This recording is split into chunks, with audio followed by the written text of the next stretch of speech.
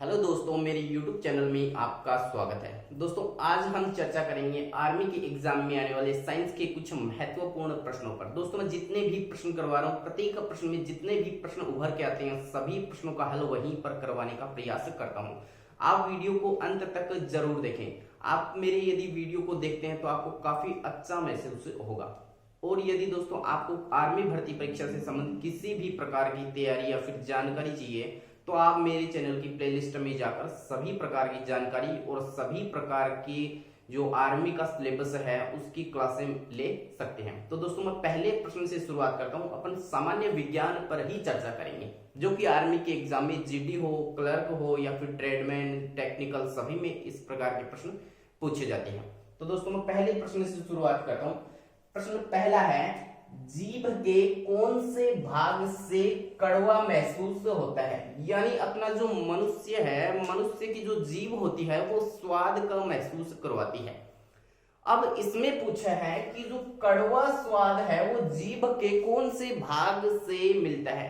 दोस्तों, अपन ने जब अपन छोटे थे तो अपन ने अलग अलग प्रकार की गतिविधियां महसूस की होंगी। जैसे कि अपनी जीभ है, अपने को जैसे कोई मीठा कोई स्वाद मिलता है तो अपन क्या करते हैं, अपनी जीभ की जो आगे की नोक होती है उससे उस वस्तु को चाट कर देखते हैं कि यह वस्तु का स्वाद मीठा है क्या।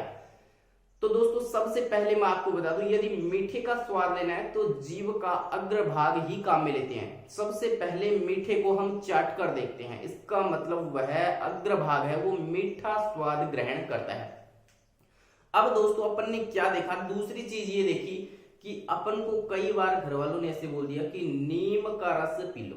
तो नीम होता है कड़वा, तो अपन क्या करते हैं, उसको सीधा ही गले में रखने का प्रयास करते हैं। गले में रखने का प्रयास करते हैं, गले में तो यहां पर तो रखा नहीं जाएगा। इसका मतलब अपन जीभ के पीछे वाले भाग पर रखते हैं। इसका मतलब जो कड़वा स्वाद है वो कौन सा भाग हो गया, तो वो हो गया पश्च भाग। कौन सा हो गया?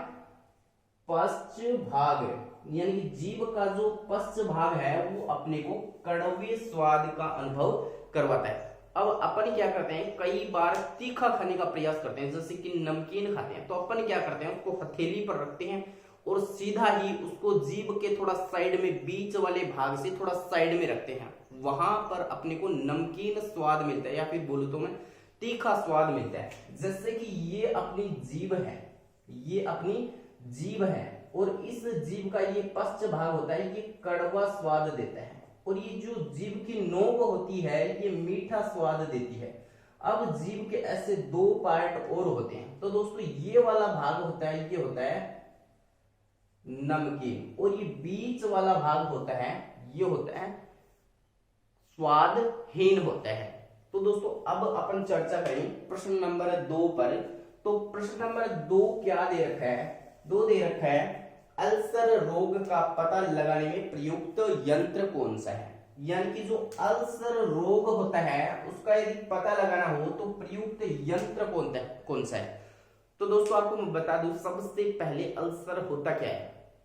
तो दोस्तों, अपन क्या करते हैं, जब भोजन करते हैं तो भोजन यदि अत्यधिक मात्रा में सेवन कर लेंगे तो अपने आमाशय में क्या होता है, HCl हाइड्रोक्लोरिक अम्ल का उत्सर्जन करता है अपना आमाशय। और आमाशय से यदि अधिक भोजन करेंगे तो अत्यधिक मात्रा में HCl आंतों में होगा स्रावित। यानी कि अपनी जो छोटी आंत है, आमाशय से जो छोटी आंत जुड़ी होती है, उस आंत में क्या होगा, HCl आएगा और अम्ल आएगा तो उसमें जलन हो जाएगी, और जलन होती है, उसी को बोलते हैं अल्सर रोग। कौन सा रोग?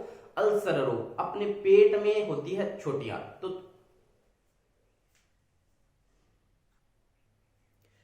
अब दोस्तों, अपने जो पेट में अल्सर होता है उसकी जांच कैसे करें? यानी अपनी आंत में है अल्सर, जलन आंत में हो रही है, तो उसकी जांच कैसे करें? तो डॉक्टर के पास जाते हैं। डॉक्टर क्या करता है, एक यंत्र लेता है और उस यंत्र के आगे कैमरा लगा हुआ था, और वो सारी की सारी नलिका है वो एक प्रकार से प्रकाशीय तंतु की बनी होती है।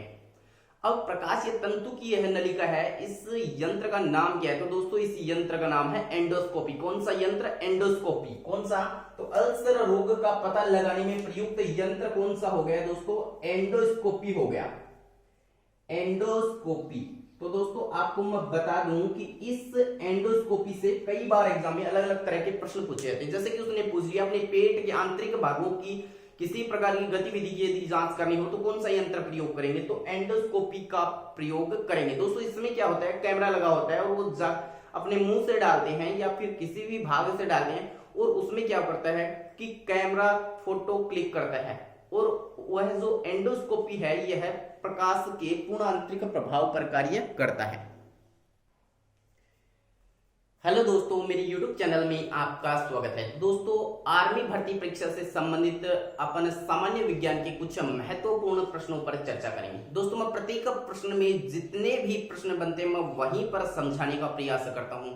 जो भी प्रश्न बन गया उससे रिलेटिव जितने भी प्रश्न बनते हैं हम वहीं से अलग अलग प्रकार के प्रश्न बनाएंगे और इन प्रश्नों का हल करेंगे। दोस्तों यदि आपको किसी भी प्रकार की आर्मी से संबंधित जानकारी या फिर आर्मी से संबंधित तैयारी किसी प्रकार की करनी हो तो आप मेरे चैनल की प्लेलिस्ट में जाके प्रत्येक प्रकार की वीडियो देख सकते हैं।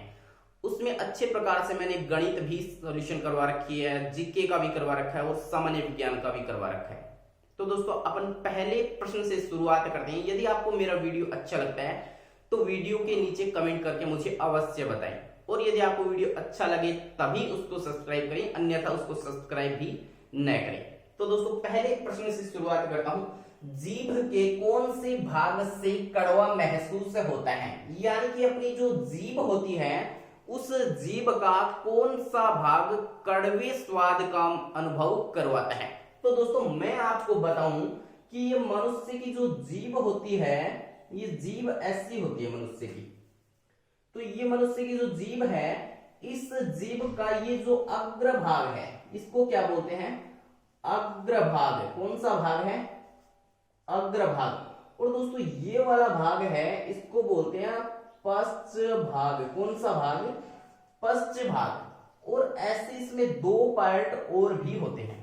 तो दोस्तों आपको पता है जब भी अपन मीठे स्वाद का अनुभव करते हैं या फिर किसी मीठी वस्तु को चेक करते हैं कि ये मीठी है या फिर खरी है तो अपन क्या करते हैं उसको हाथ पे लेके चाटते हैं। इसका मतलब अपने को उस स्वाद का मीठे का अनुभव जीभ के अग्रभाग से होता है। तो मैं बोल सकता हूं जीभ के अग्रभाग से कौन सा स्वाद महसूस होता है, मीठा भाग। अपन क्या करते हैं कई बार कोई कड़वी वस्तु मुंह में लेते हैं, जैसे कि अपन ने नीम का रस पी के देखा तो अपन क्या करेंगे उसको जीभ पर न रख के उसको आगे सीधा रखने का प्रयास करेंगे। तो सीधा रखेंगे इसका मतलब जीभ का पीछे वाला भाग है वो क्या है, कड़वा है। नीम का स्वाद कड़वा, इसका मतलब ये जो पश्च भाग है यही कड़वे स्वाद का महसूस करवाता है। तो पश्च भाग हो गया पहले प्रश्न का उत्तर। जीभ के कौन से भाग से कड़वा महसूस होता है, तो पश्च भाग से कड़वा महसूस होता है। यदि दोस्तों मैं आपसे पूछूं कि जीभ में तीखा या फिर नमकीन स्वाद कहां पर महसूस होता है, तो दोस्तों यदि हम कभी नमकीन का सेवन करते हैं तो क्या करते हैं सबसे पहले उसको हथेली पे रखते हैं और सीधा उसको जीभ के मध्य भाग में रखते हैं। इसका मतलब जो मध्य भाग है वही तीखे स्वाद का अनुभव करवाता है। तो दोस्तों ये वाला भाग है ये होता है नमकीन स्वाद। कौन सा स्वाद, नमकीन स्वाद। और ये वाला भाग स्वादहीन होता है या फिर उदासीन होता है, इसमें किसी भी प्रकार का स्वाद महसूस नहीं किया जा सकता। अब दोस्तों मैं आपको बता दूं सबसे पहले भोजन का पाचन कहां से प्रारंभ होता है। तो मैंने पहले के वीडियो में बताया है कि भोजन का पाचन सर्वप्रथम मुख से स्टार्ट होकर गुदा में समाप्त होता है। अब 2 नंबर प्रश्न पर चर्चा करें। अल्सर रोग का पता लगाने में प्रयुक्त यंत्र कौन सा है, यानी कि जो अल्सर रोग है उसका पता लगाने में प्रयुक्त जो यंत्र है वो कौन सा है। तो दोस्तों सबसे पहले मैं आपको बता दूं कि अल्सर होता क्या है। तो अपन क्या करते हैं जब भोजन करते हैं और कई व्यक्ति क्या करते हैं भोजन अत्यधिक मात्रा में सेवन कर लेते हैं। तो अत्यधिक मात्रा में सेवन कर लेते हो तो अपना आमाशय है उसमें हाइड्रोक्लोरिक अम्ल या फिर HCl का स्त्रवण होता है। कई बार पेपर में पूछा जाता है आमाशय से कौन से अम्ल का स्त्रवण होता है, तो HCl हाइड्रोक्लोरिक अम्ल का स्त्रवण होता है। तो अपना आमाशय अत्यधिक भोजन करने के कारण आमाशय HCl निकालता है, यानी कि HCl फेंकने लगता है और वो हाइड्रोक्लोरिक अम्ल जो होता है वो क्या करता है, अपनी छोटी आंत में प्रवेश करता है, या फिर बोलूं तो अपनी आंतों में प्रवेश कर जाता है और आंतों में जलन महसूस होती है। उसी जलन को अल्सर कहते हैं। उसी जलन को क्या कहते हैं, अल्सर कहते हैं। तो दोस्तों अत्यधिक भोजन के खाने से क्या होगा, अल्सर रोग हो जाएगा हाइड्रोक्लोरिक अम्ल के उत्सर्जन के कारण।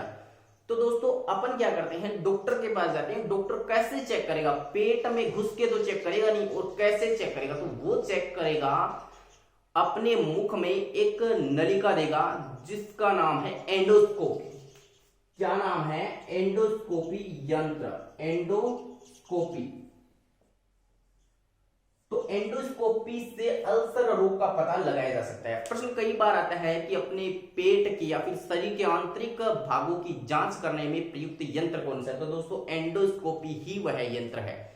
अब दोस्तों दूसरी बात आपसे ऐसे भी पूछता है कि एंडोस्कोपी कौन से रूल या फिर कौन से सिद्धांत पर कार्य करता है, तो दोस्तों इसकी मैं बात बता दूं कि यह प्रकाश के पूर्ण आंतरिक परावर्तन के सिद्धांत पर कार्य करता है। इसके आगे के भाग में एक कैमरा लगा होता है जिससे फोटो खींची जाती है अपने शरीर के आंतरिक भागों के, और लाइट भी लगी होती है। तो दोस्तों अपना अल्सर रोग की जांच करने के लिए प्रयुक्त यंत्र कौन सा है, एंडोस्कोपी है। अब दोस्तों 3 नंबर प्रश्न दे रखा है, ब्रूनर ग्रंथियां कहां पाई जाती हैं। बहुत ही अच्छा प्रश्न है, ब्रूनर ग्रंथियां कहां पाई जाती हैं। तो दोस्तों अपनी जो ब्रूनर ग्रंथियां हैं वो छोटी आंत में पाई जाती है। कहां पर पाई जाती हैं, तो मैं इसका उत्तर लिख दूं छोटी आंत। तो दोस्तों छोटी आंत्र में ही ब्रूनर ग्रंथियां पाई जाती हैं। अब दोस्तों छोटी आंत जो होती है वो अपने शरीर में सर्वाधिक पाचन छोटी आंत में होता है। दोस्तों ये नाम ही छोटी है जबकि बड़ी आंत से बड़ी है। सिर्फ इसकी जो गुहा होती है, इसका मार्ग होता है वो थोड़ा संकड़ा होता है, और जो बड़ी आंत होती है उसका मार्ग थोड़ा चौड़ा होता है। अब दोस्तों छोटी आंत की बात करूं तो अपने शरीर में ये इस प्रकार होती है, लेकिन बड़ी आंत की बात करूं तो ये अपने शरीर में इस प्रकार होती है। तो दोस्तों आपको पता चल गया ब्रूनर ग्रंथियां कहां पर पाई जाती है, तो ब्रूनर ग्रंथियां अपने शरीर में छोटी आंत में पाई जाती है। प्रश्न नंबर 4 दे रखा है, पित्त रस का निर्माण कहां पर होता है। जो अपने शरीर में पित्त रस है उसका निर्माण कहां पर होता है। दोस्तों अपने शरीर में अमाशय होता है, उस अमाशय में 2 प्रकार की रस स्रावित होते हैं, उनमें से एक है अमाशय रस और एक है पित्त रस। अब पित्त रस है उसका निर्माण कहां पर होता है, तो दोस्तों मैं आपको बता दूं बहुत ही महत्वपूर्ण प्रश्न है। पित्त रस का निर्माण यकृत में होता है। कहां पर होता है, यकृत में, जिसको लीवर भी कहते हैं। जिसको क्या बोलते हैं, लीवर भी कहते हैं। तो कौन से का, पित्त रस का निर्माण कहां पर होता है, तो पित्त रस का निर्माण यकृत में होता है। कहां पर होता है दोस्तों, यकृत में होता है।